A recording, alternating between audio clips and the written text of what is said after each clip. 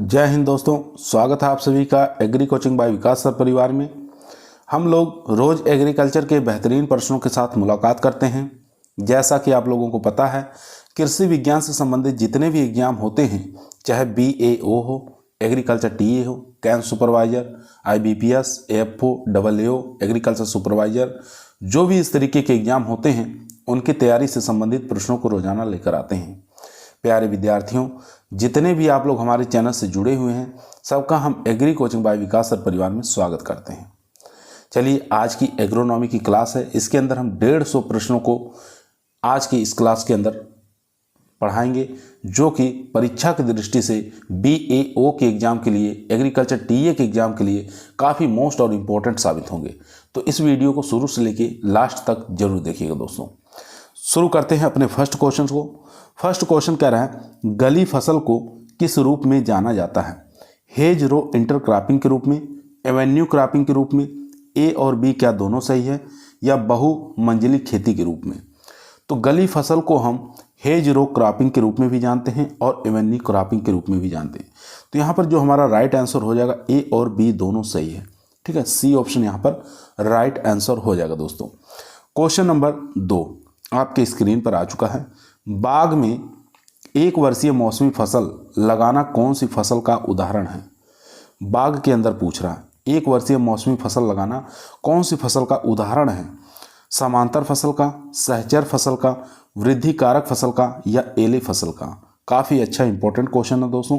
यहाँ पर D option हमारा राइट आंसर हो जाएगा, एले क्रॉपिंग का। ठीक है, उसके बाद क्वेश्चन नंबर देखेंगे 3 नंबर क्वेश्चन आपकी स्क्रीन पर आ चुका है। क्वेश्चन कह रहा है, फसल उत्पादन के साथ साथ पशुपालन करना क्या कहलाता है? यानी कि फसल उत्पादन के साथ साथ अगर पशुपालन करना कौन सी खेती का उदाहरण है? फसल मिश्रित फसल का, या मिश्रित खेती का, या झूम खेती का, या उपरोक्त सभी का? तो यहाँ पर 3 का जो राइट आंसर हो जाएगा वो हो जाएगा B ऑप्शन, यानी कि मिश्रित खेती का। B ऑप्शन यहाँ पर राइट आंसर हो जाएगा दोस्तों। क्वेश्चन नंबर देखेंगे 4 नंबर क्वेश्चन आपकी स्क्रीन पर आ चुका है। क्वेश्चन कह रहा है, भारत में कार्बनिक खेती का प्रमाणीकरण करता है तो कौन करता है, ये आपको बताना है। कृषि और बागवानी खाद्य उत्पाद निर्यात विकास प्राधिकरण, या कृषि और प्रसंस्कृत खाद्य उत्पाद निर्यात विकास प्राधिकरण, या भारतीय कृषि अनुसंधान परिषद, या उपरोक्त सभी? तो 4 का जो राइट आंसर हो जाएगा B ऑप्शन, यानी कि कृषि और प्रसंस्कृत खाद्य उत्पाद निर्यात विकास प्राधिकरण। यहाँ पर B ऑप्शन हमारा राइट आंसर हो जाएगा दोस्तों। क्वेश्चन नंबर चलते हैं 5 पर। 5 नंबर क्वेश्चन आपकी स्क्रीन पर आ चुका है। क्वेश्चन कह रहा है, भारत में कार्बनिक खेती के उत्पादन में अग्रणी राज्य कौन सा है? उत्तराखंड, सिक्किम, MP, राजस्थान? तो 5 का जो राइट आंसर हो जाएगा D ऑप्शन, यानी कि वर्तमान में राजस्थान आ गया है। D ऑप्शन यहाँ पर राइट आंसर हो जाएगा। क्वेश्चन नंबर 6 देखेंगे, भारत का फसल सघनता प्रतिशत क्या है? 138, 142, 143, या 200.9? तो यहाँ पर राइट आंसर हो जाएगा B ऑप्शन, यानी कि 142। B ऑप्शन यहाँ पर राइट आंसर हो जाएगा दोस्तों। क्वेश्चन नंबर देखेंगे 7 नंबर क्वेश्चन आपकी स्क्रीन पर आ चुका है। क्वेश्चन कह रहा है दोस्तों, एक खेत में अलग अलग ऊंचाई की फसलें एक साथ लगाना क्या कहलाता है? Multi cropping, multi storey cropping, मिश्रित फसल, या उपरोक्त सभी? तो 7 का जो राइट आंसर हो जाएगा मल्टी क्रॉपिंग कहलाएगा। A ऑप्शन यहाँ पर राइट आंसर हो जाएगा दोस्तों। क्वेश्चन नंबर देखेंगे 8।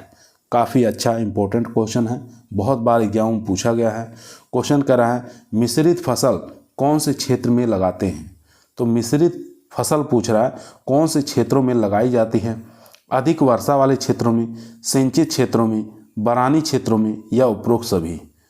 तो 8 का जो राइट आंसर हो जाएगा दोस्तों वो हो जाएगा C ऑप्शन, यानी कि बरानी क्षेत्रों में, सूखे क्षेत्रों में इसको लगाया जाता है। C ऑप्शन यहाँ पर राइट आंसर हो जाएगा दोस्तों। चलते हैं क्वेश्चन नंबर 9 पर। क्वेश्चन नंबर 9 आपकी स्क्रीन पर आ चुका है दोस्तों। ध्यानपूर्वक पढ़ेंगे, आंसर देंगे। क्वेश्चन कह रहा है, एक वर्ष में खेत में एक से अधिक फसलें लगाना कहलाता है मोनोकल्चर कहलाता है, सोलो क्रॉपिंग कहलाता है, या मोनोक्रॉपिंग कहलाता है, या मल्टी क्रॉपिंग कहलाता है? तो 9 का जो राइट आंसर हो जाएगा दोस्तों वो हो जाएगा डी ऑप्शन, यानी कि मल्टी क्रॉपिंग कहलाता है। डी ऑप्शन यहाँ पर राइट आंसर हो जाएगा। क्वेश्चन नंबर देखेंगे 10 नंबर क्वेश्चन स्क्रीन पर आ चुका है। रिले फसल प्रणाली को कहते हैं, किस नाम से जाना जाता है, ये आपको बताना है। देखेंगे overlapping cropping system, utera farming, paira farming या उपरोक्त सभी। तो यहाँ पर जो राइट आंसर हो जाएगा डी ऑप्शन, यानी कि उपरोक्त सभी, सभी के सभी यहाँ पर राइट आंसर हो जाएगा। ठीक है, रिले फसल को हम पैरा फार्मिंग के नाम से जानते हैं, उतेरा फार्मिंग के नाम से जानते हैं, ओवरलैपिंग क्रॉपिंग सिस्टम के नाम से भी जाना जाता है। तो तीनों के तीनों यहाँ पर राइट आंसर हो जाएगा दोस्तों। क्वेश्चन नंबर देखेंगे 11 नंबर क्वेश्चन आपके स्क्रीन पर आ चुका है दोस्तों। काफ़ी अच्छा इंपॉर्टेंट क्वेश्चन है, ध्यान से पढ़ेंगे, आंसर देंगे। क्वेश्चन कह रहा है कार्बनिक खेती शब्द दिया। तो कार्बनिक खेती का जो शब्द है ये किसके द्वारा दिया गया है? सर अल्बर्ट हावर्ड द्वारा, लॉर्ड वाटर नॉर्थबॉर्न के द्वारा, या डॉक्टर रुडोल्फ स्टेनर द्वारा, या उपरोक्त सभी। तो इसका जो राइट आंसर हो जाएगा बी ऑप्शन, यानी कि लॉर्ड वाटलर नॉर्थबॉर्न के द्वारा दिया गया। बी ऑप्शन यहाँ पर राइट आंसर हो जाएगा दोस्तों। क्वेश्चन नंबर देखेंगे 12 नंबर क्वेश्चन स्क्रीन पर आ चुका है। क्वेश्चन कह रहा है कार्बनिक खेती के जनक पूछा है, कौन है? सर अल्बर्ट हावर्ड, लॉर्ड वाटलर नॉर्थबॉर्न, या डॉक्टर रुडोल्फ स्टेनर। ठीक है, तो इन चारों में से बताइए कौन सा, या विलियम फ्रेडरिक। तो इन चारों में से बताइए कौन सा राइट आंसर हो जाएगा। तो 12 का जो राइट आंसर हो जाएगा, कार्बनिक खेती के जनक सर अल्बर्ट हावर्ड को जाना जाता है। ए ऑप्शन यहाँ पर राइट आंसर हो जाएगा दोस्तों। क्वेश्चन नंबर 13 आपकी स्क्रीन पर आ चुका है। शुष्क भूमि की अधिकांश मिट्टी में कार्बनिक पदार्थ की मात्रा होती है, तो कितनी पाई जाती है? 1% से कम, 1% से अधिक, 0.5% या कोई नहीं। तो यहाँ पर 13 का जो राइट आंसर हो जाएगा दोस्तों वो हो जाएगा ए ऑप्शन। ए ऑप्शन यहाँ पर राइट आंसर हो जाएगा दोस्तों। क्वेश्चन नंबर देखेंगे 14 नंबर क्वेश्चन आपकी स्क्रीन पर आ चुका है। पुनर्स्थापन फसल का उदाहरण कौन सा है? मक्का, लोबिया, राजमा, या उपरोक्त सभी।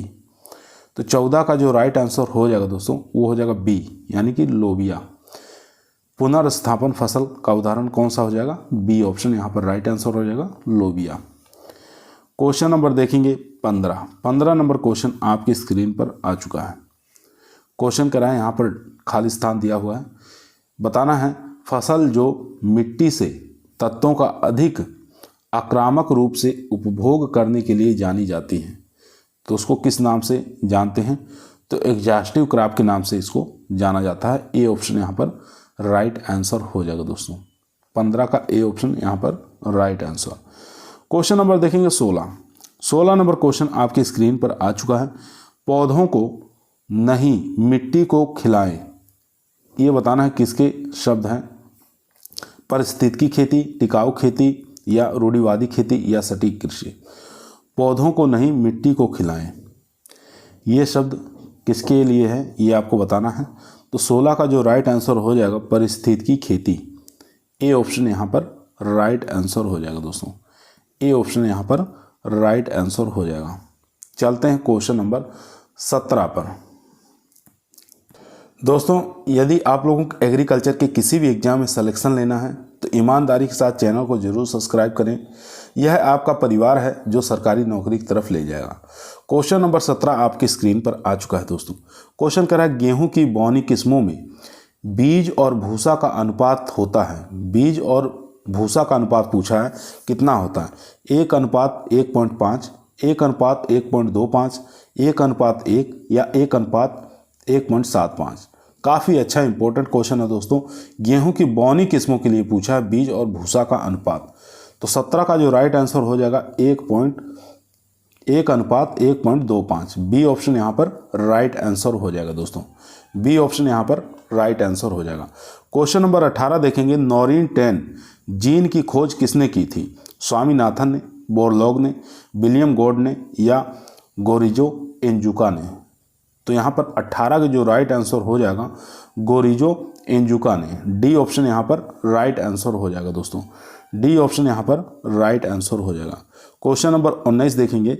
गेहूं का टुंडू रोग रोग कारक है सूत्रकृमि द्वारा, जीवाणु द्वारा, वायरस द्वारा या आ और बा दोनों, यानी ए और बी दोनों सही है। इन चारों में से बताइए क्या राइट आंसर हो जाएगा।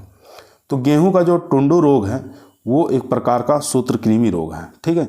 ए ऑप्शन यहाँ पर राइट आंसर हो जाएगा दोस्तों, ए ऑप्शन यहाँ पर राइट आंसर हो जाएगा। क्वेश्चन नंबर देखेंगे 20 नंबर क्वेश्चन कह रहा है धान के 1 हेक्टेयर पौधशाला के लिए डेपोग विधि से नर्सरी में स्थान की आवश्यकता होती है। 25 से 30 metre square, 100 metre square, 500 metre square, 100 metre square. तो यहाँ पर जो राइट आंसर हो जाएगा 20 का वो हो जाएगा ए ऑप्शन 25 से 30 मीटर स्क्वायर। ए ऑप्शन यहाँ पर राइट आंसर हो जाएगा दोस्तों। क्वेश्चन नंबर देखेंगे 21 नंबर क्वेश्चन करा है धान की SRI विधि कौन से देश से विकसित की गई। आसान क्वेश्चन है, इजी क्वेश्चन है, आप लोग इसका उत्तर आसानी से दे ले जाएंगे। तो 21 का भारत, फिलीपींस, मेडागास्कर या USA। तो राइट आंसर हो जाएगा सी, यानी कि मेडागास्कर से विकसित की गई थी धान की SRI विधि, ठीक है। सी ऑप्शन यहाँ पर राइट आंसर। क्वेश्चन नंबर देखेंगे 22 नंबर क्वेश्चन कर रहा है निम्न में से धान की आगेती किस्म कौन सी है। तो धान की आगेती किस्म बताना है कौन सी, साकेत 4, रत्ना, IR 24, बाला। तो 22 का जो राइट आंसर हो जाएगा दोस्तों वो हो जाएगा डी ऑप्शन, यानी कि बाला जो किस्म है धान की ये आगेती किस्म है। डी ऑप्शन यहाँ पर राइट आंसर हो जाएगा दोस्तों। चलते हैं क्वेश्चन नंबर 23 पर। 23 नंबर क्वेश्चन आपकी स्क्रीन पर आ चुका है। क्वेश्चन कह रहा है गेहूं का भंडारण कीट कौन सा है। तो गेहूं का भंडारण कीट पूछ रहा है कौन सा है, दीमक है या गुजिया घुन है, खपरा भृंग है या उपरोक्त सभी। तो 23 का जो राइट आंसर हो जाएगा, आप लोग देखते हैं गेहूं जब भंडारित करते हैं उसमें घुजिया घुन भी पाया जाता है, दीमक भी पाया जाता है और खपरा भी पाया जाता है, इसलिए उपरोक्त यहाँ पर सभी आ जाएगा, डी का डी यहाँ पर राइट आंसर हो जाएगा दोस्तों। क्वेश्चन नंबर देखेंगे 24। ज्वार एक प्रकार का पौधा है, तो बताना है ज्वार किस प्रकार का पौधा है। C3 प्लांट है, C4 प्लांट है, कैम्प प्लांट है या ऑल ऑफ दीज। तो यहाँ पर 24 का जो राइट आंसर हो जाएगा वो हो जाएगा बी ऑप्शन, यानी कि ज्वार एक प्रकार का C4 प्लांट है। ज्वार, गन्ना, बाजरा, ठीक है, ये C4 प्लांट में आ जाएंगे। क्वेश्चन नंबर देखेंगे 25। गहरी जड़ वाले पौधों का उदाहरण है, जिसकी जड़ें गहरी होती हैं उसका उदाहरण बताना है। इसमें से गेहूं, चना, कपास और चना, मक्का, गेहूं, अरंडी, गेहूं। 25 का क्या राइट आंसर हो जाएगा। तो राइट आंसर हो जाएगा चना और कपास। इनकी जड़ें क्या होती हैं, गहरी होती हैं, गहराई तक जाती हैं। क्वेश्चन नंबर देखेंगे 26। जूट की फैमिली बताना है, लिलिएसी, लेग्यूमिनेसी, टीलिएसी या मालवेसी। तो जूट की फैमिली इसमें से बताना है क्या है। तो जूट की फैमिली हो जाएगी टीलिएसी। सी ऑप्शन यहाँ पर राइट आंसर हो जाएगा दोस्तों। क्वेश्चन नंबर देखेंगे 27 नंबर क्वेश्चन कर रहा है दिवस निष्प्रभावी पौधा है। टमाटर, बैगन, मिर्च, भिंडी, गेहूं, चना, सरसों। बैगन, मिर्च, भिंडी, सरसों, टमाटर, चना या गेहूं। इन चारों में से बताइए दिवस निष्प्रभावी पौधा, डे न्यूट्रल प्लांट। तो 27 का जो राइट आंसर हो जाएगा दोस्तों टमाटर, बैगन, मिर्च, भिंडी, ठीक है। ए ऑप्शन यहाँ पर राइट आंसर हो जाएगा दोस्तों। क्वेश्चन नंबर देखेंगे 28 नंबर क्वेश्चन कह रहा है मक्का का उत्पत्ति स्थान बताना है। मैक्सिको, दक्षिणी पश्चिमी एशिया, भारत या चीन। तो मक्का का जो उत्पत्ति स्थान माना गया है वो मैक्सिको माना गया है। ए ऑप्शन यहाँ पर राइट आंसर हो जाएगा दोस्तों। ए ऑप्शन यहाँ पर राइट आंसर। चलते हैं क्वेश्चन नंबर 29 पर। क्वेश्चन नंबर दोस्तों 29 आपके स्क्रीन पर आ चुका है। क्वेश्चन कह रहा है मिस्र किस फसल का मूल स्थान है। खीरा का, लोबिया का, बरसीम का या उपरोक्त सभी। तो मिस्र बताना है किसका उत्पत्ति स्थान माना गया है। तो इसका उत्पत्ति स्थान मिस्र, बरसीम का जो उत्पत्ति स्थान है ये मिस्र हो जाएगा। सी ऑप्शन यहाँ पर राइट आंसर हो जाएगा दोस्तों। क्वेश्चन नंबर 30 देखेंगे गन्ने के पुष्पक्रम को क्या कहते हैं। रेसीम कहते हैं, एरो कहते हैं, पेनिकल कहते हैं या कैपिटुलम कहते हैं। काफ़ी आसान और इजी क्वेश्चन है दोस्तों। तो गन्ने के पुष्पक्रम को किस नाम से जानते हैं। तो पेनिकल के नाम से जानते हैं। सी ऑप्शन यहाँ पर राइट आंसर हो जाएगा दोस्तों। सी ऑप्शन यहाँ पर राइट आंसर हो जाएगा। चलते हैं क्वेश्चन नंबर 31 पर।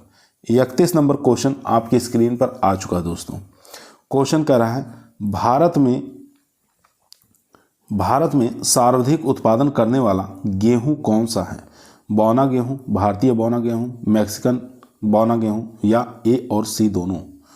तो यहाँ पर राइट आंसर हो जाएगा ए और सी दोनों, यानी कि बौना गेहूं और यहाँ पर मैक्सिकन गेहूं दोनों ही यहाँ पर राइट आंसर हो जाएगा। डी ऑप्शन यहाँ पर राइट आंसर हो जाएगा दोस्तों। क्वेश्चन नंबर देखेंगे 32 नंबर क्वेश्चन आपकी स्क्रीन पर आ चुका है।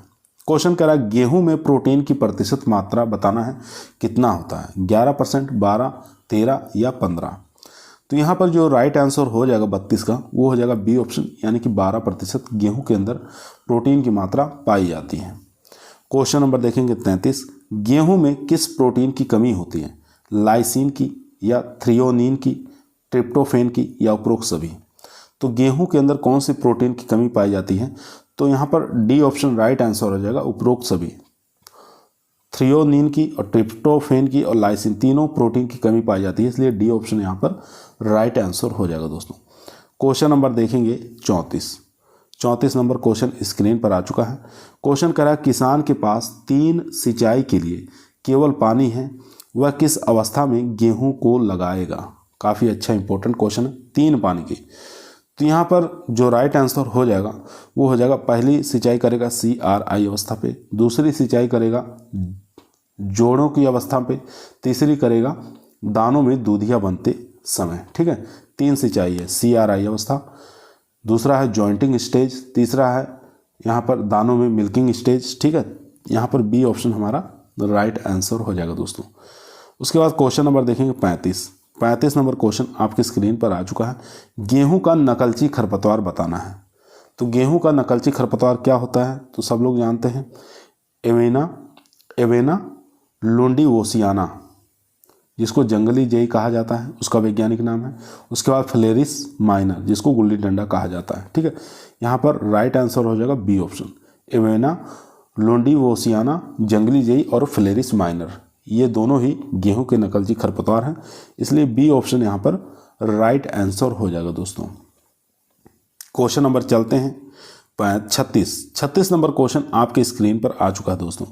क्वेश्चन कह रहा है फ्लेरिस माइनर, जिसको हम गुल्ली डंडा कहते हैं, को किसके स्प्रे द्वारा नियंत्रित किया जाता है? तो कौन से स्प्रे की आवश्यकता होती है कंट्रोल करने के लिए इसको?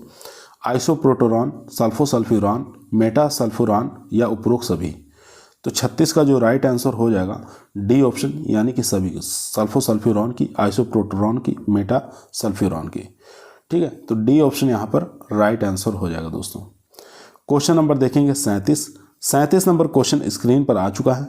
आर्द्र कठोर अनाज में अनाज का पियरलिंग सूचकांक क्या होता है? ठीक है, तो पियरलिंग सूचकांक बताना है अनाज का, तो वो भी आर्द्र कठोर अनाज का। तो 37 का जो राइट आंसर हो जाएगा वो हो जाएगा बी ऑप्शन, 29 से 40। ठीक है, बी ऑप्शन यहाँ पर राइट आंसर हो जाएगा दोस्तों। चलते हैं क्वेश्चन नंबर 38 पर। क्वेश्चन नंबर 38 आपके स्क्रीन पर आ चुका है दोस्तों। क्वेश्चन कह रहा है गेहूं की बुआई की सर्वोत्तम विधि आपको बताना है, कौन सी है? तो गेहूं की सर्वोत्तम विधि जो मानी गई है FIRB मानी गई है, वर्तमान में यही प्रचलित है। ए ऑप्शन यहाँ पर राइट आंसर हो जाएगा दोस्तों, जिसको हम पूर्ण सिंचित उठी हुई क्यारी प्रणाली के नाम से हम जानते हैं। ए ऑप्शन यहाँ पर राइट आंसर हो जाएगा दोस्तों।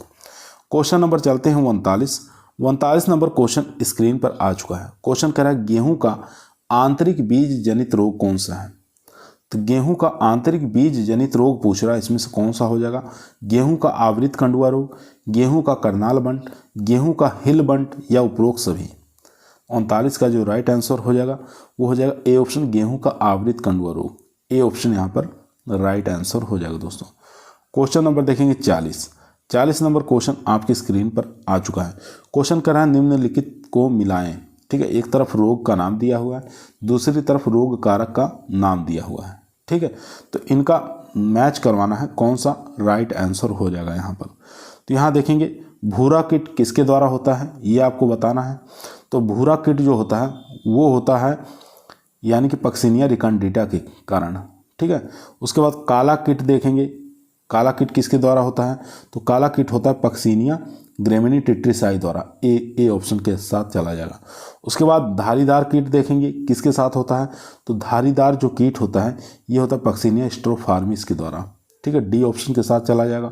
उसके बाद करनाल बंट की बात करें तो करनाल बंट जो होता है ये होता है निवोसिया इंडिका के द्वारा, सी ऑप्शन। तो यहाँ पर जो राइट आंसर हो जाएगा ए ऑप्शन हमारा राइट आंसर हो जाएगा दोस्तों, ए ऑप्शन यहाँ पर राइट आंसर हो जाएगा। इस प्रकार के क्वेश्चन बहुत बार एग्जाम में पूछे जाते हैं। क्वेश्चन नंबर देखेंगे 41 नंबर क्वेश्चन करा है, निम्नलिखित को सुमेलित करना है। एक तरफ गेहूं की प्रजातियां का नाम दिया हुआ, दूसरी तरफ उसका वनस्पतिक नाम दिया हुआ है। तो कौन से गेहूं की प्रजाति का कौन सा वैज्ञानिक नाम है ये आपको बताना है, ठीक है, मैच कराना है। तो चलिए देख लेते हैं। मैक्रोनी गेहूं पूछा है तो इसका वैज्ञानिक नाम क्या होता है, मैक्रोनी गेहूं का, ये आपको बताना है। क्वेश्चन नंबर 41 है, ठीक है, क्वेश्चन नंबर 41 है। मैक्रोनी गेहूं का वैज्ञानिक नाम पूछा है तो मैक्रोनी गेहूं का वैज्ञानिक नाम हो जाएगा यहाँ पर ट्रिटिकम ड्यूरम, ठीक, सी ऑप्शन के साथ चला जाएगा। इसके बाद इमर गेहूं की बात करें तो इमर गेहूं का वैज्ञानिक नाम होता है ट्रिटिकम डाइकोकम, ए ऑप्शन के साथ चला जाएगा। ब्रेड गेहूं की बात करें तो ब्रेड गेहूं का वैज्ञानिक नाम क्या होता है, तो इसका ट्रिटिकम स्टाइवम होता है, ठीक है, ए बी ऑप्शन के साथ चला जाएगा। उसके बाद भारतीय बोना गेहूं जो बचा है इसका वैज्ञानिक नाम होता है ट्रिटिकम स्पोरोकोकम, ये हो जाएगा, डी ऑप्शन के साथ चला जाएगा। तो यहाँ पर जो हमारा राइट आंसर हो जाएगा डी ऑप्शन, यानी कि पहला का सी होगा, दूसरे का ए, तीसरे का बी के साथ, चौथे का डी के साथ। तो यहाँ पर डी ऑप्शन हमारा राइट आंसर हो जाएगा दोस्तों। क्वेश्चन नंबर चलते हैं 42 नंबर क्वेश्चन आपकी स्क्रीन पर आ चुका है। क्वेश्चन करा है गेहूं का करनाल बंट किसके कारण होता है। तो गेहूं का करनाल बंट बताना किसके कारण होता है, तो इसका राइट आंसर हो जाएगा टिलेटिया इंडिका, ठीक है, सी ऑप्शन यहाँ पर राइट आंसर हो जाएगा। टिलेटिया इंडिका के द्वारा होता है गेहूं का करनाल बंट, याद रखेंगे, सी ऑप्शन यहाँ पर राइट आंसर हो जाएगा। क्वेश्चन नंबर देखेंगे 43 नंबर क्वेश्चन स्क्रीन पर आ चुका है। क्वेश्चन कह रहा है बौना गेहूं की किस्मों की बुआई की गहराई बताना है। जो बौनी गेहूं होती हैं, ठीक है, तो उनकी गहराई बताना है, कितनी गहराई पर उसकी बुआई करते हैं। 6 से 7 सेंटीमीटर, 2 से 3, 4 से 5 सेंटीमीटर, 5 से 6 सेंटीमीटर। तो 43 का जो राइट आंसर हो जाएगा 4 से 5 सेंटीमीटर पर बौनी गेहूं की किस्मों की बुआई की जाती है, सी ऑप्शन यहाँ पर राइट आंसर हो जाएगा। क्वेश्चन नंबर देखेंगे 44 नंबर क्वेश्चन स्क्रीन पर है। क्वेश्चन कह रहा है सिंचित उत्तरी भारत राज्यों में अब प्रचलित फसल प्रणाली कौन सी है। सिंचित क्षेत्र है, उत्तरी भारत राज्यों में बताना है कौन सी फसल प्रणाली अच्छी मानी गई है। धान के साथ सरसों, धान के साथ गेहूं, या 2 ऑप्शन और हैं, तो इन चारों में अच्छा 2 में से ही बता दीजिए आप लोग, धान के साथ सरसों, गेहूं, धान और गेहूं। तो सिंचित क्षेत्र है, उत्तरी भारत राज्यों में बताना है अब प्रचलित फसल प्रणाली कौन सी है।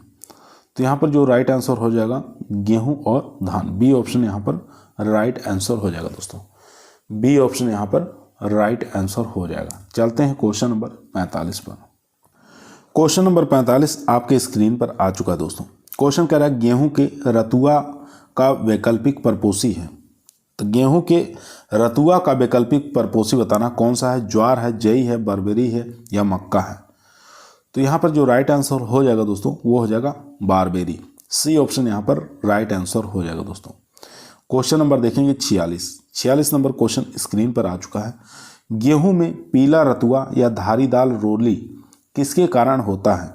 पक्सिनिया स्ट्रोफार्मिस के द्वारा, पक्सिनिया रिकंडिटा के कारण, पक्सिनिया ग्रेमिनिस के कारण या उपरोक्त सभी।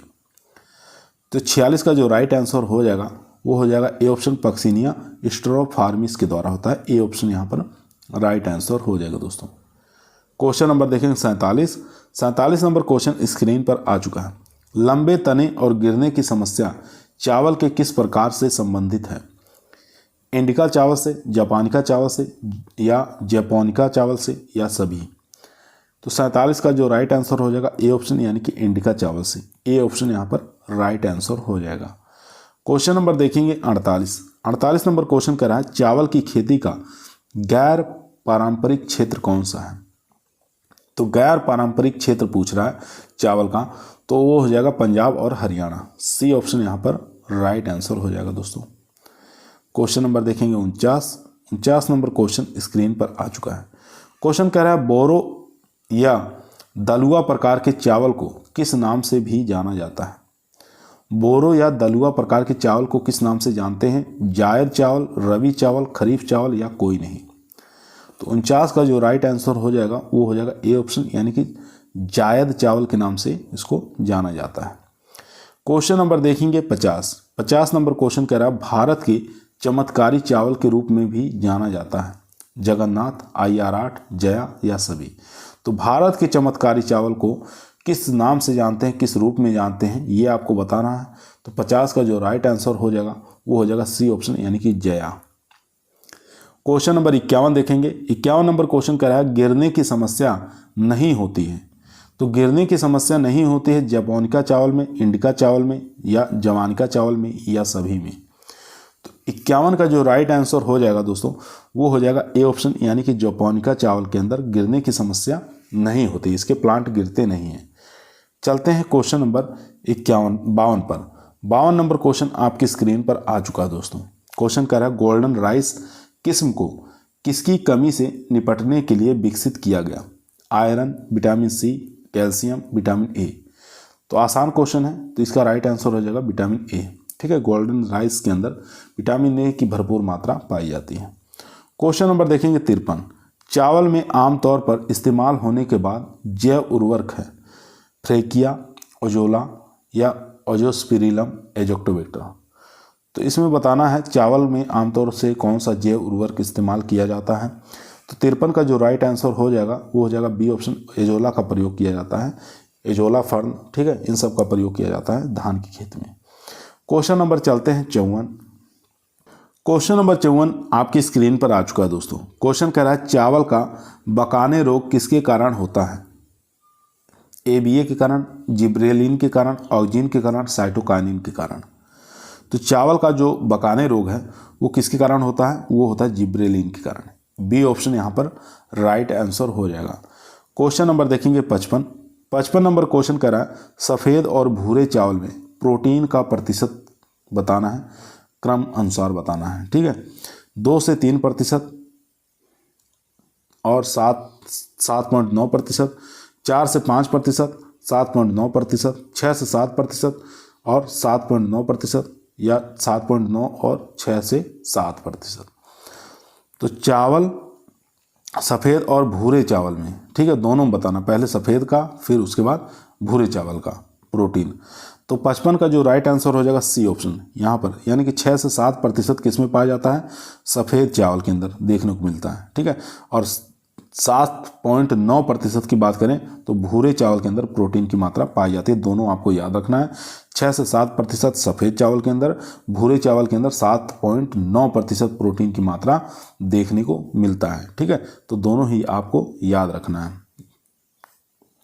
काफ़ी अच्छा इंपॉर्टेंट क्वेश्चन है जो कि एग्जाम में काफ़ी बार पूछा गया है। क्वेश्चन नंबर चलते हैं 54 पर। 54 नंबर क्वेश्चन आपकी स्क्रीन पर आ चुका है। क्वेश्चन कह रहा है चावल की फसल में बीज दर के संबंध में कौन सा संयोजन गलत है? तो बीज दर के संयोजन बताना, कौन सा कथन इसमें से गलत है? 56 का छिड़काव विधि में क्या 100 किलोग्राम बीज प्रति हेक्टेयर लगता है? ये तो ठीक है। उसके बाद ड्रिलिंग में बात करें 60 किलोग्राम पर हेक्टेयर, ये भी ठीक है। संकर की बात करें 50 किलोग्राम, ये इनकरेक्ट हो जाएगा। ठीक है, उसके बाद SRI विधि में 5 से 8 किलोग्राम, ये भी ठीक है। ठीक है, तो यहाँ पर गलत देखना था, तो सी ऑप्शन यहाँ पर हमारा राइट आंसर हो जाएगा। संकर बीज में 50 किलोग्राम पर हेक्टेयर सीड नहीं लगता है। क्वेश्चन नंबर देखेंगे 57 नंबर क्वेश्चन कह रहा है चावल की फसल में किस नाइट्रोजन युक्त उर्वरक की व्यापक रूप से सिफारिश की जाती है? चावल की खेती के लिए पूछ रहा है। Ammonium nitrate, ammonium sulphate, potassium nitrate या सोडियम नाइट्रेट। तो 57 का जो राइट आंसर हो जाएगा वो हो जाएगा अमोनियम सल्फेट। बी ऑप्शन यहाँ पर राइट आंसर हो जाएगा दोस्तों। बी ऑप्शन यहाँ पर राइट आंसर हो जाएगा। क्वेश्चन नंबर देखेंगे 58। जौ में प्रोटीन की मात्रा होती है, तो जौ के अंदर प्रोटीन की मात्रा आपको बताना है कितने परसेंट होती है? 10%, 10.5, 11% या 11.5। तो इसका जो राइट आंसर हो जाएगा 11.5% इसमें जौ के अंदर प्रोटीन की मात्रा पाई जाती है। डी ऑप्शन यहाँ पर राइट आंसर हो जाएगा दोस्तों। क्वेश्चन नंबर देखेंगे 59 नंबर क्वेश्चन कह रहा है कौन सा महत्वपूर्ण यौगिक गेहूं का घटक है लेकिन जौ में नहीं पाया जाता है। जौ में नहीं पाया जाता है। ग्लूटीन, पेप्टिडेज या एमाइलेज या इनवर्टेज। तो 59 का जो राइट आंसर हो जाएगा, ग्लूटीन की मात्रा जौ के अंदर नहीं पाई जाती है। ठीक है, इसीलिए जौ से क्या बनाते हैं, बियर बनाई जाती है, उसमें ग्लूटीन की मात्रा नहीं पाई जाती है। 60 नंबर क्वेश्चन देखेंगे इनमें से कौन केवल 2 पंक्ति वाले जौ का उदाहरण है। ठीक है, 2 पंक्ति वाले जौ का उदाहरण बताना है। हॉडियम डिस्टिकॉन, हॉडियम वाल्गेयर, हॉडियम इरेगुलर या इनमें से कोई नहीं। तो 60 का जो राइट आंसर हो जाएगा हॉडियम डिस्टिकॉन जो है 2 पंक्ति वाले जौ का उदाहरण है। ए ऑप्शन यहाँ पर राइट आंसर हो जाएगा दोस्तों। क्वेश्चन नंबर देखेंगे 60 नंबर क्वेश्चन आपकी स्क्रीन पर आ चुका है दोस्तों। जौ की भूसी रहित किस्म बताना है। जौ की भूसी रहित यानी कि छिलका रहित किस्म बताना है, कौन सी है। मंजुला है, के 141 है, डोलमा है या इनमें से कोई नहीं है। तो 61 का जो राइट आंसर हो जाएगा वो हो जाएगा सी ऑप्शन, यानी कि डोलमा जो है ये भूसी रहित किस्म है। सी ऑप्शन यहाँ पर राइट आंसर हो जाएगा दोस्तों। क्वेश्चन नंबर देखेंगे 62 नंबर क्वेश्चन कर रहा है ट्रिफ्ट 23A किस फसल में साइटोप्लाज्मिक नर बांझपन का स्रोत है। ट्रिफ्ट 23A किस फसल में साइटोप्लाज्मिक नरबंधता का यानी बांझपन का स्रोत माना गया। बाजरा है, ज्वार है, गेहूं है, गन्ना है। तो 62 का राइट आंसर हो जाएगा यहाँ पर, वो हो जाएगा बाजरा। ठीक है, ए ऑप्शन यहाँ पर राइट आंसर हो जाएगा दोस्तों। क्वेश्चन नंबर देखेंगे 63 अमन चावल की बुआई का समय बताना है। कब करते हैं, जनवरी फरवरी में, मार्च अप्रैल में, मई जून में या जुलाई अगस्त में। तो 63 का जो राइट आंसर हो जाएगा सी ऑप्शन, यानी कि मई और जून के महीने में की जाती है अमन चावल की बुआई। सी ऑप्शन यहाँ पर राइट आंसर हो जाएगा दोस्तों। क्वेश्चन नंबर चलते हैं 64 पर। दोस्तों यदि आप लोगों को वीडियो पसंद आ रही है तो वीडियो को लाइक ज़रूर करें, दोस्तों में शेयर करें, चैनल पर नए हैं तो सब्सक्राइब करना ना भूलिए। इसी प्रकार की वीडियो हम रोजाना शाम को 8 बजे आप लोगों को बीच में लेकर उपस्थित रहते हैं, जो कि आपके टीए के एग्ज़ाम के लिए, BAO के एग्ज़ाम के लिए काफ़ी मोस्ट इम्पोर्टेंट साबित होंगे। चलते हैं क्वेश्चन नंबर 64 पर। क्वेश्चन नंबर 64 आपकी स्क्रीन पर आ चुका है दोस्तों। क्वेश्चन कह रहा है इनमें से कौन सी फसल खारे पानी के प्रति तुलनात्मक रूप से अधिक सहिष्णु है। तो खारे पानी की अधिक सहनशील फसल बताना है, इसमें से कौन सी है। मक्का है, गेहूं है, सोयाबीन है या जौ है। तो 64 का जो राइट आंसर हो जाएगा जौ। जौ जो है ये खारे पानी के प्रति अधिक सहनशील है। डी ऑप्शन यहाँ पर राइट आंसर हो जाएगा दोस्तों। क्वेश्चन नंबर 65 देखेंगे गेहूं के दानों का रंग नियंत्रित होता है मोनोजेनिक से, डाइजेनिक से या ओलिगोजेनिक से या पॉलीजेनिक से। तो 65 का जो राइट आंसर हो जाएगा दोस्तों वो हो जाएगा सी ऑप्शन, यानी ओलिगोजेनिक से। गेहूं के दानों का रंग इसी के द्वारा नियंत्रित होता है। काफ़ी बार एग्जाम में पूछा गया है, ओलिगोजेनिक से, याद रखेंगे। क्वेश्चन नंबर देखेंगे 65 नंबर क्वेश्चन कर रहा है गेहूं का आपत्तिजनक खरपतवार कौन सा है। फ्लेरिस माइनर, जंगली जई, हिरणखुरी, सत्यानाशी। गेहूं का आपत्तिजनक खरपतवार यहाँ पे पूछ रहा है, तो इसका जो राइट आंसर हो जाएगा हिरणखुरी। ठीक है, सी ऑप्शन यहाँ पर राइट आंसर हो जाएगा दोस्तों। क्वेश्चन नंबर देखें 67 गेहूं की उत्पादकता में प्रथम राज्य कौन सा है। उत्पादकता पूछ रहा है, ना कि उत्पादन। उत्तर प्रदेश, पंजाब, हरियाणा या राजस्थान। तो 67 का जो राइट आंसर हो जाएगा वो हो जाएगा बी ऑप्शन, यानी कि पंजाब। बी ऑप्शन यहाँ पर राइट आंसर हो जाएगा। क्वेश्चन नंबर देखेंगे 68 नंबर क्वेश्चन कर रहा है गेहूं 2,4-D के प्रति सहनशील किस्म कौन सी है। तो गेहूं की ऐसी किस्म बताना है जो 2,4-D के प्रति संवेदनशील है। अर्जुन, लोक-1, सोनक या ए और सी दोनों। तो 68 का राइट आंसर हो जाएगा ए और सी, यानी कि अर्जुन और सोनक दोनों ही संवेदनशील किस्म है 2,4-D के प्रति। तो डी ऑप्शन यहाँ पर राइट आंसर हो जाएगा। क्वेश्चन नंबर दोस्तों 69 देखेंगे गेहूं की किलर बीमारी से जाना जाता है। तो गेहूं की किलर बीमारी से जाना जाता है काली रोली, पीली रोली, भूरी रोली या अनावृत कंडुआ रोग। तो यहाँ पर जो राइट आंसर हो जाएगा वो हो जाएगा ए ऑप्शन, काली रोली। ठीक है, इसको हम किलर बीमारी के नाम से भी जानते हैं। ए ऑप्शन यहाँ पर राइट आंसर हो जाएगा दोस्तों। क्वेश्चन नंबर देखेंगे 70 नंबर क्वेश्चन आपकी स्क्रीन पर आ चुका है। क्वेश्चन करा, भारत के किस राज्य में सर्वाधिक क्षेत्रफल में रबी मक्का की खेती की जाती है? उत्तर प्रदेश, मध्य प्रदेश, बिहार या महाराष्ट्र? तो 70 का जो राइट आंसर हो जाएगा बिहार के अंदर, सी ऑप्शन यहाँ पर राइट आंसर हो जाएगा। क्वेश्चन नंबर देखेंगे 71। ये आप लोगों को क्वेश्चन है जो कि कमेंट के अंदर बताएंगे। क्वेश्चन कह रहा है मृदा विज्ञान का जनक कौन है? तो इसमें से बताना है कौन से मृदा विज्ञान के जनक हैं।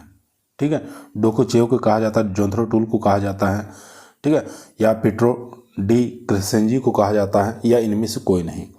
ये हम खाली छोड़ रहे हैं, तो इसमें से बताना है कौन सा राइट आंसर हो जाएगा। 71 का क्वेश्चन नंबर आप लोगों के लिए कमेंट के अंदर इसका आंसर देंगे। क्वेश्चन नंबर देखेंगे 72 नंबर क्वेश्चन आपकी स्क्रीन पर आ चुका है। क्वेश्चन कह रहा है गेहूं के पकने के लिए इष्टतम औसत तापमान की आवश्यकता लगभग होती है 8 से 12, 12 से 14-16 डिग्री, 18 से 20 डिग्री सेंटीग्रेड या 22 से 24 डिग्री सेंटीग्रेड। तो गेहूं के पकने के लिए इष्टतम औसत तापमान की कितनी आवश्यकता पड़ती है लगभग में बताना है। तो यहाँ पर जो राइट आंसर हो जाएगा 14 से लेकर 16 डिग्री सेंटीग्रेड, बी ऑप्शन यहाँ पर राइट आंसर हो जाएगा दोस्तों। क्वेश्चन नंबर देखेंगे 63 नंबर क्वेश्चन स्क्रीन पर आ चुका है। क्वेश्चन करा किस तत्व ने बाजरा के डाउनी मिल्ड्यू रोग को दबा दिया? क्लोराइड, फ्लोराइड, ब्रोमाइड या लिथियम? 73 का जो राइट आंसर हो जाएगा क्लोराइड, ए ऑप्शन यहाँ पर राइट आंसर हो जाएगा दोस्तों। क्वेश्चन नंबर देखेंगे 74 नंबर क्वेश्चन कह रहा है जौ का आवृत कंडुआ रोग किसके कारण होता है? आस्ट्रिलेगो हार्डी के द्वारा, आस्ट्रिलेगो न्यूडा के द्वारा, या एरिसाइफी ग्रेमिनी हार्डी के द्वारा, या सभी के द्वारा? 74 का जो राइट आंसर हो जाएगा दोस्तों वो हो जाएगा ए ऑप्शन, यानी कि आस्ट्रिलेगो हार्डी के द्वारा। ए ऑप्शन यहाँ पर राइट आंसर हो जाएगा दोस्तों। चलते हैं क्वेश्चन नंबर 75 पर। दोस्तों क्वेश्चनों की संख्या ज़्यादा है, इसलिए थोड़ा हम जल्दी करवाने का प्रयास कर रहे हैं। कम समय में हमारे 150 क्वेश्चन जल्दी से जल्दी कंप्लीट हो जाएं। तो क्वेश्चन नंबर 75 आपकी स्क्रीन पर आ चुका है दोस्तों। क्वेश्चन कह रहा है मक्के के लिए डबल क्रॉस हाइब्रिड तकनीक किसके द्वारा विकसित किया गया? कितना इंपॉर्टेंट क्वेश्चन है दोस्तों। मक्का के लिए डबल क्रॉस हाइब्रिड तकनीक किसके द्वारा विकसित किया गया है, ये आपको बताना है। काफ़ी इंपॉर्टेंट क्वेश्चन है दोस्तों, काफ़ी बार एग्जामों में पूछा गया है। तो इसका जो राइट आंसर हो जाएगा D.F. जोन्स के द्वारा, ये ऑप्शन यहाँ पर राइट आंसर हो जाएगा दोस्तों। क्वेश्चन नंबर देखेंगे 76 नंबर क्वेश्चन कह रहा है यूरिया की खोज किसने की? तो यूरिया की खोज किसके द्वारा की गई थी? तो हेबर ब्रोच के द्वारा यूरिया की खोज की गई थी। डी ऑप्शन यहाँ पर राइट आंसर हो जाएगा दोस्तों। सॉरी दोस्तों, एक मिनट, यहाँ पर यूरिया की खोज किसने की थी ये पूछा है। तो यूरिया की खोज जो है ये की गई थी फ्रेडरिक वोहलर के द्वारा। ठीक है, ए ऑप्शन यहाँ पर राइट आंसर हो जाएगा दोस्तों। ए ऑप्शन यहाँ पर राइट आंसर होगा। क्वेश्चन नंबर देखेंगे 77 नंबर क्वेश्चन आपकी स्क्रीन पर आ चुका है।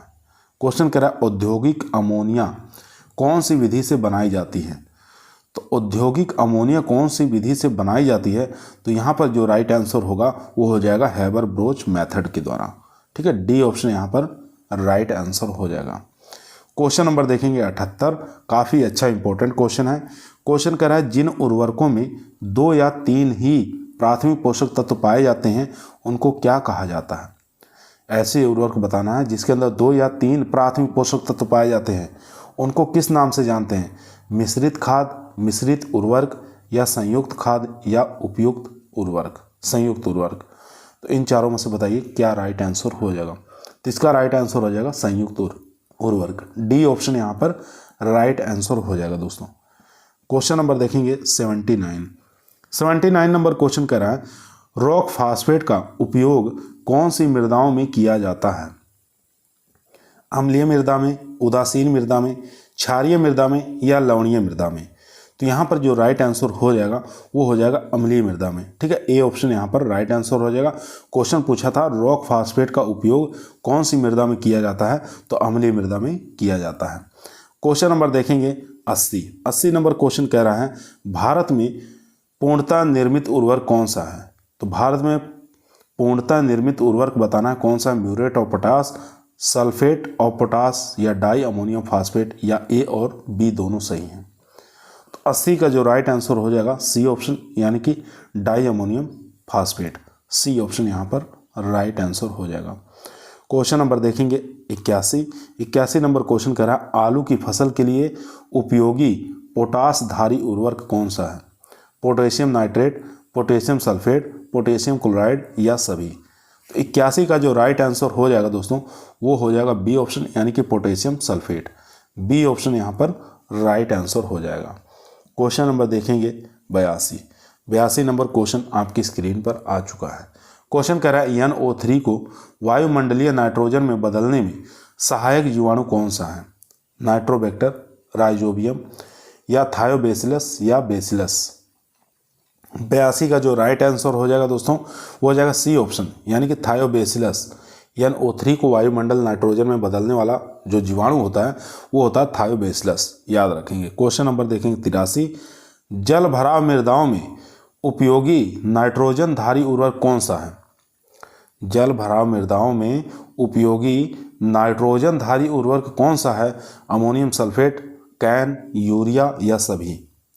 83 का जो राइट आंसर हो जाएगा अमोनियम सल्फेट। ए ऑप्शन यहाँ पर राइट आंसर हो जाएगा दोस्तों। क्वेश्चन नंबर देखेंगे 84 नंबर क्वेश्चन कर रहा है नाइट्रोजन युक्त उर्वरकों को फसल में देते हैं एक बार बुआई करने के बाद, थोड़ी मात्रा में, या एक साथ बुआई से पहले, या कोई नहीं। तो 84 का जो राइट आंसर होगा वो बी ऑप्शन, यानी कि थोड़ी मात्रा में देते हैं, 2 या 3 बार दिया जाता है। बी ऑप्शन यहाँ पर राइट आंसर हो जाएगा। ठीक है, याद रखें नाइट्रोजन युक्त उर्वरकों को फसल में किस रूप में देते हैं, थोड़ी मात्रा में 2 या 3 बार दिया जाता है। ठीक है, बुआई से पहले खड़ी फसल में इस प्रकार से इसको दिया जाता है। बी ऑप्शन राइट आंसर हो जाएगा। चलते हैं क्वेश्चन नंबर 85 पर। क्वेश्चन नंबर 85 आपकी स्क्रीन पर आ चुका दोस्तों। क्वेश्चन कह रहा है यूरिया किस प्रकृति का उर्वरक है। अम्लीय है, उदासीन है, क्षारीय है या सभी है। तो यूरिया बताना किस प्रकृति का उर्वरक है। तो राइट आंसर हो जाएगा यूरिया जो है एक प्रकार का अम्लीय प्रकृति का उर्वरक है। ए ऑप्शन यहाँ पर राइट आंसर हो जाएगा दोस्तों। क्वेश्चन नंबर देखेंगे 86 नंबर क्वेश्चन स्क्रीन पर आ चुका है। रोपण फसलों में सर्वाधिक प्रयोग किस फास्फोरस उर्वरक का करते हैं। तो कौन से फास्फोरस उर्वरक का प्रयोग करते हैं रोपण वाली फसलों में। तो याद रखेंगे रॉक फास्फेट का प्रयोग किया जाता है। बी ऑप्शन यहाँ पर राइट आंसर हो जाएगा। क्वेश्चन नंबर देखेंगे 87 नंबर क्वेश्चन स्क्रीन पर आ चुका है। क्वेश्चन कह रहा है पौधों में विटामिन सी और शर्करा के संश्लेषण में सहायक है नाइट्रोजन, कैल्शियम, मोलिब्डेनम या फास्फोरस। तो 87 का जो राइट आंसर हो जाएगा सी ऑप्शन मोलिब्डेनम। याद रखेंगे सी ऑप्शन यहाँ पर राइट आंसर हो जाएगा। क्वेश्चन पूछा था पौधों में विटामिन सी और शर्करा के संश्लेषण में जो सहायक है वो MO हो जाएगा। क्वेश्चन नंबर देखेंगे 88 साइटोक्रोम्स, फेरिडोक्सिन या हीमोग्लोबिन का मुख्य अवयव कौन सा है। तीनों का अवयव बताना है, मुख्य अवयव हीमोग्लोबिन, साइटोक्रोम्स और फेरिडोक्सिन का। Phosphorus, potash, Fe, molybdenum. इन चारों में से बताइए राइट आंसर क्या हो जाएगा। तो यहाँ पर हीमोग्लोबिन से आपको पता है Fe। सी ऑप्शन यहाँ पर राइट आंसर हो जाएगा। क्वेश्चन नंबर देखेंगे 89 ब्रेसिकेसी जाति यानी कि सरसों की पत्तियों का प्याले नुमा आकार किसकी कमी से हो जाता है। तो ब्रेसिकेसी फैमिली के अंदर सरसों मान लीजिए उसकी पत्तियों का आकार अगर प्याले नुमा बन गया है, कटोरी नुमा हो गया है, तो कौन से पोषक तत्व की कमी के कारण ऐसे लक्षण दिखाई दे रहे हैं। Mn, Zn, फास्फोरस या सल्फर। तो यहाँ पर जो राइट आंसर हो जाएगा वो सल्फर तत्व की कमी के कारण। डी ऑप्शन यहाँ पर राइट आंसर हो जाएगा। क्वेश्चन नंबर देखेंगे 90 नंबर क्वेश्चन आपकी स्क्रीन पर आ चुका है। क्वेश्चन कह रहे हैं नाइट्रोजन स्थिरीकरण में शामिल महत्वपूर्ण एंजाइम कौन सा है। तो नाइट्रोजन स्थिरीकरण में एंजाइम बताना है, महत्वपूर्ण एंजाइम कौन सा है। जिनेस, हाइड्रोजिनेस। तो यही हमारा राइट आंसर हो जाएगा दोस्तों, नाइट्रोजिनेज और हाइड्रोजिनेज। ए ऑप्शन यहाँ पर राइट आंसर हो जाएगा। ये नाइट्रोजन स्थिरीकरण में महत्वपूर्ण भूमिका निभाते हैं एंजाइम। तो ए ऑप्शन यहाँ पर राइट आंसर हो जाएगा, नाइट्रोजिनेज और हाइड्रोजिनेज। चलते हैं क्वेश्चन नंबर 91 पर। क्वेश्चन नंबर 91 आपकी स्क्रीन पर आ चुका है दोस्तों। क्वेश्चन कह रहा है अमोनीकरण में किसका निर्माण होता है।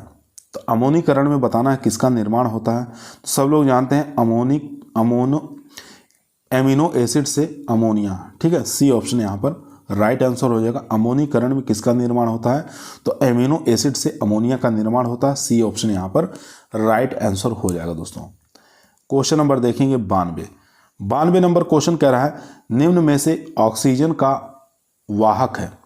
तो ऑक्सीजन का वाहक इसमें से बताना है कौन सा है। नाइट्रोजन है, फास्फोरस है, Fe है या Mg है। तो यहाँ पर जो राइट आंसर हो जाएगा Fe जो है ये ऑक्सीजन का वाहक है। सी ऑप्शन यहाँ पर याद रखेंगे, राइट आंसर हो जाएगा दोस्तों।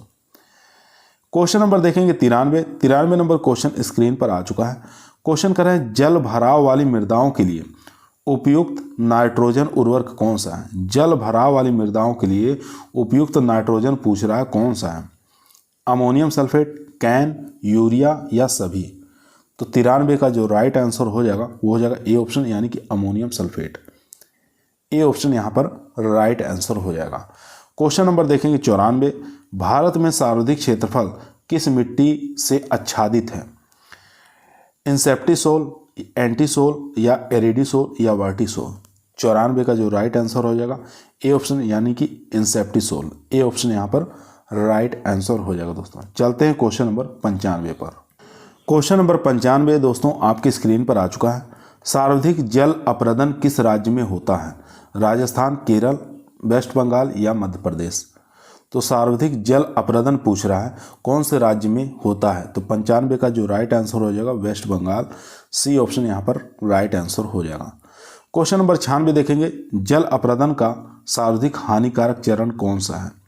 बौछार क्षरण, परत, रिले या स्लिप क्षरण, जिसको गली क्षरण के नाम से भी जाना जाता है।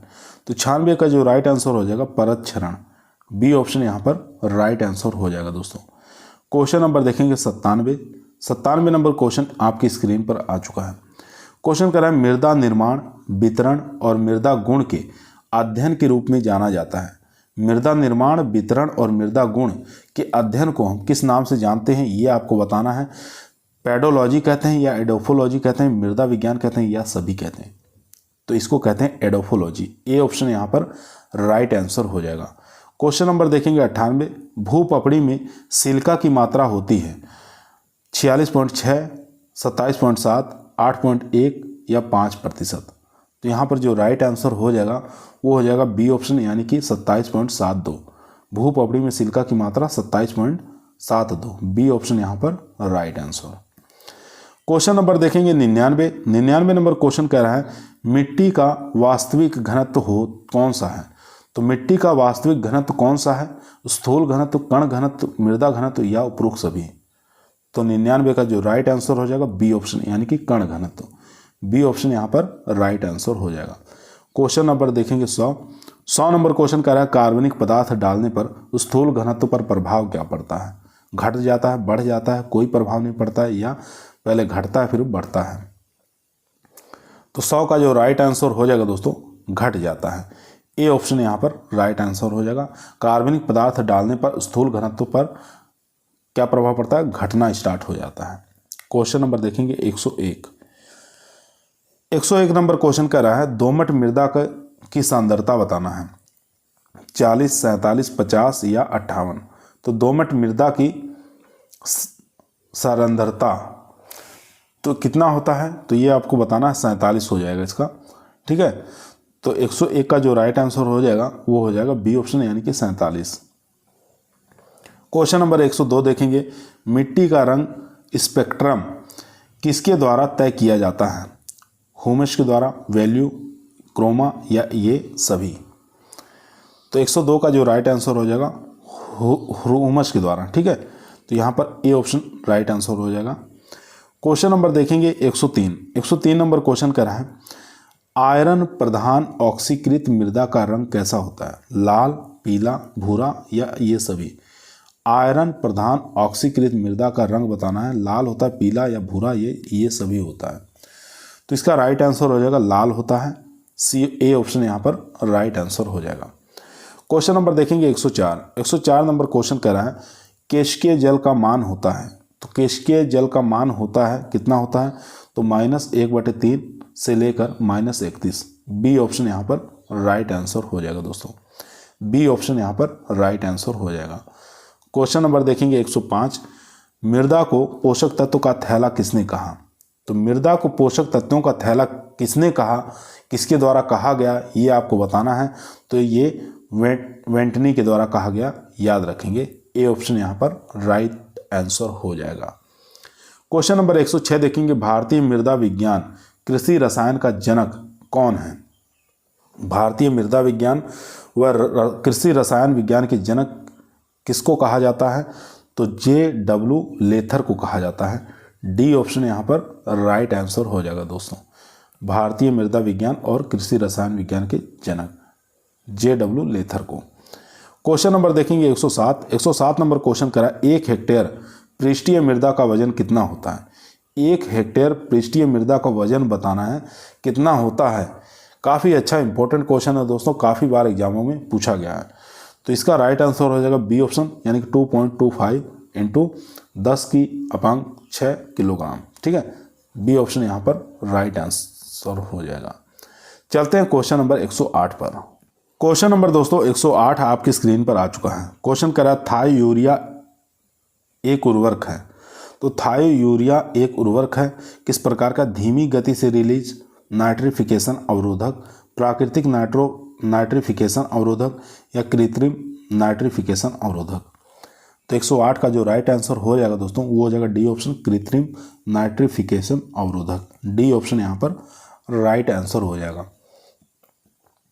क्वेश्चन नंबर देखेंगे 109 नंबर क्वेश्चन कह रहा है मृदा का कणाकार ज्ञात करने के लिए मृदा नमूना लेते हैं 10 ग्राम, 20 ग्राम, 30 ग्राम या 40 ग्राम। तो मृदा कणाकार ज्ञात करने के लिए मृदा का जो नमूना लिया जाता है वो लिया जाता है 20 ग्राम। ठीक है, बी ऑप्शन यहाँ पर राइट आंसर हो जाएगा। क्वेश्चन नंबर 110 देखेंगे इलाइट में K2O की मात्रा होती है 6 से 10%, 2 से 4%, 10 से 15 या 33%। तो इलाइट में K2O की मात्रा जो होती है वो कितनी होती है? तो 6 से लेकर 10% होती है। ए ऑप्शन यहाँ पर राइट आंसर हो जाएगा दोस्तों। क्वेश्चन नंबर चलते हैं 111 नंबर क्वेश्चन स्क्रीन पर आ चुका है। क्वेश्चन कह रहा है मेसोफाइल के लिए इष्टतम तापमान है। मेसोफाइल के लिए इष्टतम तापमान 10 से 20 डिग्री सेंटीग्रेड, 20 से 40, 40 से 60, 15 से 20। तो इसका जो राइट आंसर हो जाएगा 20 से 40 डिग्री सेंटीग्रेड। बी ऑप्शन यहाँ पर राइट आंसर हो जाएगा। क्वेश्चन नंबर 112 देखेंगे अधिकांश मृदा सूक्ष्म जीव होते हैं। साइकोफिल्स होते हैं, मीजोफिल्स होते हैं, थर्मोफिल्स होते हैं या उपरोक्त सभी होते हैं। तो 112 का जो राइट आंसर हो जाएगा मीजोफिल्स होते हैं। बी ऑप्शन यहाँ पर राइट आंसर हो जाएगा दोस्तों। क्वेश्चन नंबर देखेंगे 113 मृदा में कवक किस पीएच पर वृद्धि करते हैं। तो मृदा में जो कवक है कौन से पीएच मान पर वृद्धि करते हैं? 2.5 से 4.5, 5.5 से 6.5, 6.5 से 7.5, 7.5 से 8.5। तो 113 का जो राइट आंसर हो जाएगा दोस्तों वो हो जाएगा बी ऑप्शन, 4.5 से लेकर 6.5। बी ऑप्शन यहाँ पर राइट आंसर हो जाएगा। क्वेश्चन नंबर देखेंगे 114 एक्टिनोमाइसीटीज अपने विकास के लिए कौन सी स्थिति पसंद करते हैं? थोड़ा क्षारीय, क्षार, अम्लीय या उदासीन। तो 114 का जो राइट आंसर हो जाएगा वो हो जाएगा थोड़ा क्षारीय। ए ऑप्शन यहाँ पर राइट आंसर हो जाएगा दोस्तों। क्वेश्चन नंबर देखेंगे 115 मानसून की पहली बौछार में मिट्टी की गंध किसके कारण आती है? तो किसके कारण आती है? तो वो आती है एक्टिनोमाइसीटीज के कारण। याद रखेंगे ए ऑप्शन यहाँ पर राइट आंसर हो जाएगा। क्वेश्चन नंबर देखेंगे 116 मृदा में सर्वाधिक जीवाणुओं की कौन सी प्रजाति पाई जाती है? तो मृदा में सर्वाधिक जीवाणुओं की कौन सी प्रजाति पाई जाती है? एजोक्टोबैक्टर, स्यूडोमोनास, बेसिलस या उपरोक्त सभी। तो 16 का जो राइट आंसर हो जाएगा वो हो जाएगा बेसिलस जीवाणु। सी ऑप्शन यहाँ पर राइट आंसर हो जाएगा। क्वेश्चन नंबर देखेंगे 117 117 नंबर क्वेश्चन कर रहा है, कौन सा पोषक तत्व मिट्टी में नोड्यूल्स निर्माण और नाइट्रोजन स्थिरीकरण को प्रभावित करता है? नोड्यूल निर्माण और नाइट्रोजन स्थिरीकरण को प्रभावित करता है, कौन सा ऐसा तत्व है? Fe, MO कैल्शियम, फास्फोरस और उपरोक्त सभी। इन चारों में से बताइए कौन सा राइट आंसर हो जाएगा। तो ये सभी पोषक तत्व Fe, मोलिब्डेनम, कैल्शियम और फास्फोरस सभी यहाँ पर राइट आंसर हो जाएगा, D option right. Question number देखेंगे 118 नंबर क्वेश्चन करा है, विनाइट्रीकरण मुख्यतः होता है वायवीय होता है, अवायवीय होता है, दोनों होता है, उपरोक्त में से कोई नहीं। तो 118 का जो राइट आंसर हो जाएगा अवायवीय होता है, बी ऑप्शन यहाँ पर राइट आंसर। क्वेश्चन नंबर देखेंगे 119 नंबर क्वेश्चन कह रहा है, फास्फोरस के खनिजीकरण के लिए CNP का इष्टतम अनुपात होना चाहिए। तो यहाँ पर बताना है कार्बन, नाइट्रोजन और फास्फोरस का अनुपात इष्टतम कितना होता है? 100:10:1, 50:10:1, 80:10:1 या 30:10:1। तो 119 का जो राइट आंसर हो जाएगा दोस्तों वो हो जाएगा ए ऑप्शन, यानी कि 100:10:1। ए ऑप्शन यहाँ पर राइट आंसर हो जाएगा। चलते हैं क्वेश्चन नंबर 120 पर। क्वेश्चन नंबर दोस्तों 120 नंबर क्वेश्चन कह रहा है, नाशपाती में तुलसीता रोग को कम करता है। तो तुलसीता रोग को कौन कम करता है? क्लोराइड, फ्लोराइड, ब्रोमाइड या लिथियम। तो यहाँ पर क्लोराइड जो होता है ये नाशपाती में तुलसीता रोग को कम करता है, ए ऑप्शन यहाँ पर राइट आंसर हो जाएगा दोस्तों। क्वेश्चन नंबर 121 देखेंगे, प्राप्त कार्बन पदार्थ है। तो प्राप्त कार्बनिक पदार्थ जो है इसमें से कौन सा हो जाएगा? तो वो हो जाएगा OC×1.724, ए ऑप्शन यहाँ पर राइट आंसर हो जाएगा। क्वेश्चन नंबर 122 देखेंगे, संतृप्त हाइड्रोलिक चालकता को मापते हैं पिक्नोमीटर से, टेंसियोमीटर से या एमोजमीटर से या हाइड्रोमीटर से। तो 122 का जो राइट आंसर हो जाएगा एमोजमीटर से मापा जाता है, यहाँ पर सी ऑप्शन हमारा राइट आंसर हो जाएगा दोस्तों। क्वेश्चन नंबर देखेंगे 123 नंबर क्वेश्चन कह रहा है, हाइड्रोलिक चालकता निम्न क्रम बताना है, घटती पाई जाती है ये आपको बताना है। तो यहाँ पर घटता हुआ जो क्रम है वो है यहाँ पर D option, calcium soil, potash soil और सोडियम सॉयल। तो यहाँ पर डी ऑप्शन हमारा राइट आंसर हो जाएगा। क्वेश्चन नंबर देखेंगे 124 नंबर क्वेश्चन कर रहा है, म्यूरेट और पोटास में लाल रंग कारण क्या है? KCl, रंग अभिकर्मक या अशुद्धियाँ या उपरोक्त सभी। तो म्यूरेट और पोटास में लाल रंग का कारण क्या है ये आपको बताना है। तो 124 का जो राइट आंसर हो जाएगा अशुद्धियाँ का कारण है, सी ऑप्शन यहाँ पर राइट आंसर हो जाएगा। क्वेश्चन नंबर देखेंगे 125 नंबर क्वेश्चन कह रहा है, फेल्डस्पार प्राथमिक खनिज है जो कि प्रमुखतः रूप से पाया जाता है आग्नेय चट्टान में, अवसादी चट्टान में, रूपांतरित चट्टान में या उपरोक्त सभी। तो फेल्डस्पार जो है प्राथमिक खनिज है, लेकिन कहाँ पाया जाता है, कौन सी चट्टान में पाया जाता है ये आपको बताना है। तो ये पाया जाता है आग्नेय चट्टानों में, ए ऑप्शन यहाँ पर राइट आंसर हो जाएगा। क्वेश्चन नंबर देखेंगे 126, मिट्टी में हवा के कटाव के लिए प्रतिरोधी किस बिंदु पर? तो मिट्टी में हवा के कटाव के लिए प्रतिरोधी किस बिंदु पर ये आपको बताना है। तो इसका जो राइट आंसर हो जाएगा क्षेत्र क्षमता, ठीक है, सी ऑप्शन यहाँ पर राइट आंसर हो जाएगा दोस्तों। क्वेश्चन नंबर देखेंगे 127 नंबर क्वेश्चन कह रहा है, आधारशिला किस मिट्टी में अनुपस्थित होती है? तो आधारशिला किस मिट्टी में अनुपस्थित होती है? काली मिट्टी, लाल मिट्टी, जलोढ़ मिट्टी या वन मिट्टी। तो 27 का हो जाएगा सी ऑप्शन, यानी कि जलोढ़ मिट्टी, सी ऑप्शन यहाँ पर राइट आंसर। क्वेश्चन नंबर देखेंगे 128, लवणीय मिट्टी को किस रूप में जाना जाता है? सोलोन चाक या सोलोन नेट्स या सोडो चाल्क या इनमें से कोई नहीं। तो 128 का ए सोलोन चाक के रूप में जानते हैं, सी ए ऑप्शन यहाँ पर राइट आंसर हो जाएगा दोस्तों, A option right answer. Question number देखेंगे 129 नंबर क्वेश्चन कह रहा है, मिट्टी का लाल रंग किसके कारण होता है? हेमेटाइट या जियोथाइट या ग्लेकोनाइट या मैग्नेमाइट। तो यहाँ पर 129 का जो राइट आंसर हो जाएगा हेमेटाइट, ए ऑप्शन यहाँ पर राइट आंसर हो जाएगा। क्वेश्चन नंबर 130 देखेंगे, मिट्टी का काला रंग कारण होता है। तो मिट्टी का जो काला रंग है किसके कारण होता है ये आपको बताना है। तो ये होता है टाइटेनीफेरस मैग्नेटाइट के कारण। ठीक है, ए ऑप्शन यहाँ पर राइट आंसर हो जाएगा। टाइटेनीफेरस मैग्नेटाइट के कारण होता है, ए ऑप्शन यहाँ पर राइट आंसर हो जाएगा दोस्तों। क्वेश्चन नंबर चलते हैं 131 पर। क्वेश्चन नंबर देखेंगे 131 नंबर क्वेश्चन आपकी स्क्रीन पर आ चुका दोस्तों। मृदा एक बिंदु से कुछ पदार्थ जैसे क्ले हो गया या फेरस ऑक्साइड हो गया, एल्युमिनियम ऑक्साइड हो गया, ह्यूमस हो गया और कैल्शियम कार्बोनेट हो गया, अन्य लवण दूसरे बिंदु पर गति या स्थानांतरित हो जाते हैं तो उसको क्या कहा जाता है? तो उसको किस नाम से जानते हैं, क्या कहा जाता है? तो उसको कहते हैं एलुविएशन कहा जाता है। ठीक है, सी ऑप्शन यहाँ पर राइट आंसर हो जाएगा दोस्तों।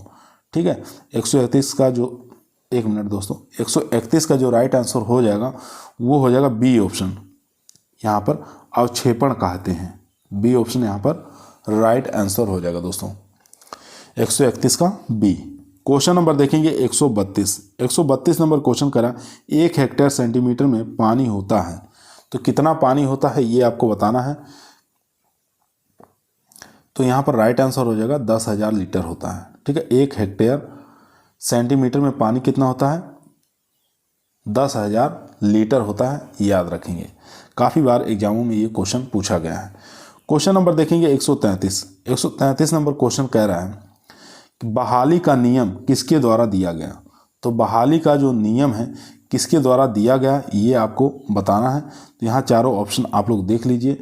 तो यहाँ पर राइट आंसर हो जाएगा लेविंग के द्वारा दिया गया है। डी ऑप्शन यहाँ पर राइट आंसर हो जाएगा दोस्तों, डी ऑप्शन यहाँ पर राइट आंसर। क्वेश्चन नंबर देखेंगे 134 क्वेश्चन कर रहा है टेंसियोमीटर की खोज किसके द्वारा की गई थी? तो टेंसियोमीटर की खोज किसके द्वारा की गई थी ये आपको बताना है। तो ये की गई थी रिचार्ड और गार्डनर के द्वारा। ठीक है, सी ऑप्शन यहाँ पर राइट आंसर हो जाएगा।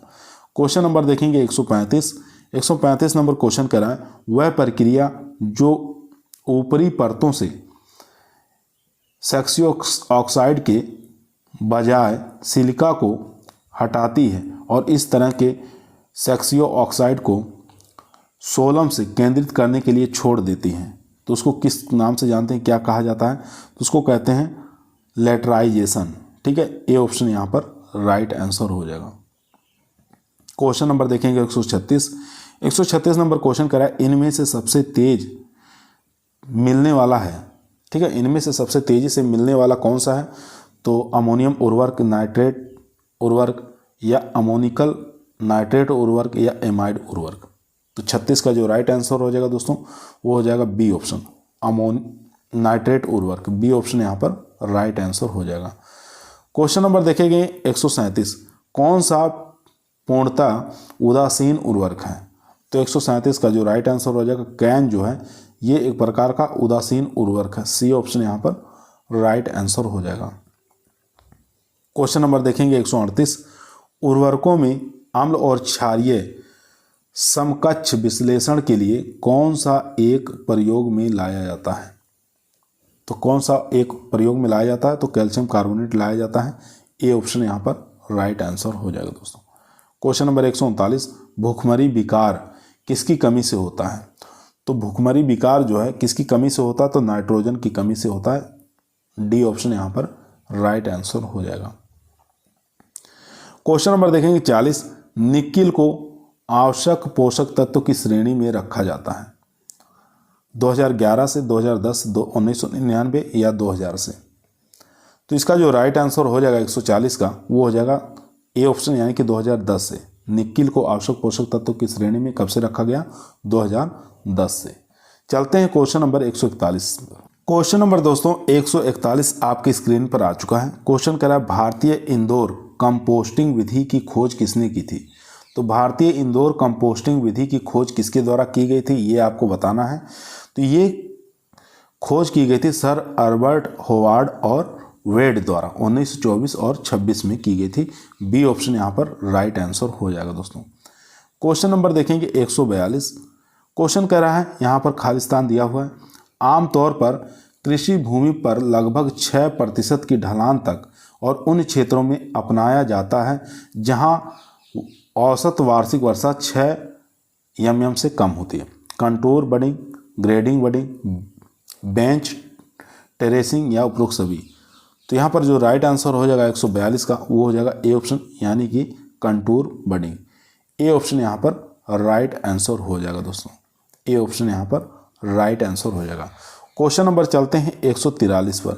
143 नंबर क्वेश्चन कह रहा है, इसे लगभग 2 से 10% ढलान और उन क्षेत्रों में अपनाया जाता है जहां औसत वार्षिक वर्षा 6 mm से अधिक होती है।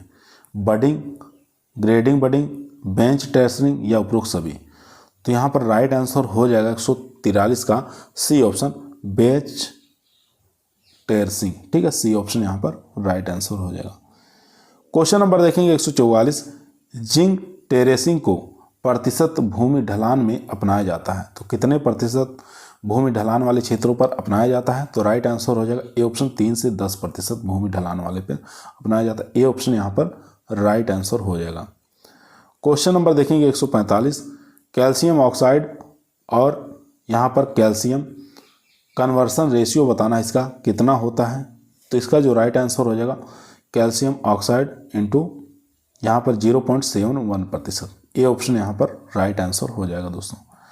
क्वेश्चन नंबर देखेंगे 146, क्वेश्चन कह रहा 100% से अधिक की सुगढ़ता सूचकांक से पता चलता है कि मिट्टी अपेक्षाकृत है, ढीली है, मजबूत है, माध्यम है या उपरोक्त सभी। तो 146 का जो राइट आंसर हो जाएगा बी ऑप्शन, यानी कि मजबूत है। 100% से अधिक की सुगढ़ता सूचकांक से पता चलता है कि मिट्टी जो है अपेक्षाकृत अधिक मजबूत है। क्वेश्चन नंबर देखेंगे 147।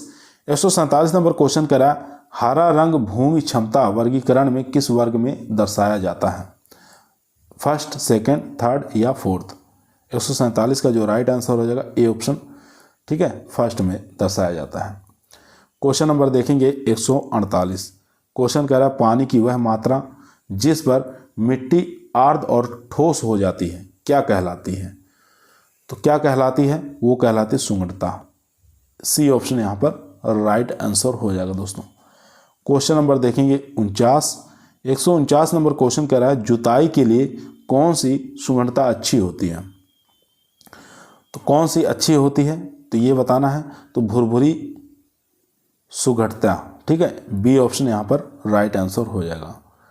क्वेश्चन नंबर देखेंगे 150 यानी कि 150। आज के इस वीडियो का हमारा लास्ट क्वेश्चन है, बीज के अंकुरण के लिए कौन अच्छी मिट्टी का तापमान है? तो बीज के अंकुरण के लिए सबसे अच्छा टेम्परेचर कितना होना चाहिए मिट्टी का? 25 से 35, 20 से 25, 35 से 45 या 15 से 20। तो इसका जो राइट आंसर हो जाएगा दोस्तों वो हो जाएगा 25 से 35 डिग्री सेंटीग्रेड तापमान सबसे अच्छा माना गया है। ए ऑप्शन यहाँ पर राइट आंसर हो जाएगा दोस्तों। आज की वीडियो हमारी यहीं समाप्त हुई। आप लोगों को कैसी लगी कमेंट के अंदर बताइएगा। पसंद आई हो तो लाइक करें, दोस्तों को शेयर करें, चैनल पर नए हैं सब्सक्राइब करना ना भूलिए। इसके आगे के प्रश्नों को कल लेके आते हैं जो कि काफ़ी मोस्ट और इम्पोर्टेंट साबित होंगे। चलते हैं, कल फिर मुलाकात करते हैं शाम को 8 बजे नई वीडियो के साथ। तब तक सभी लोगों को धन्यवाद।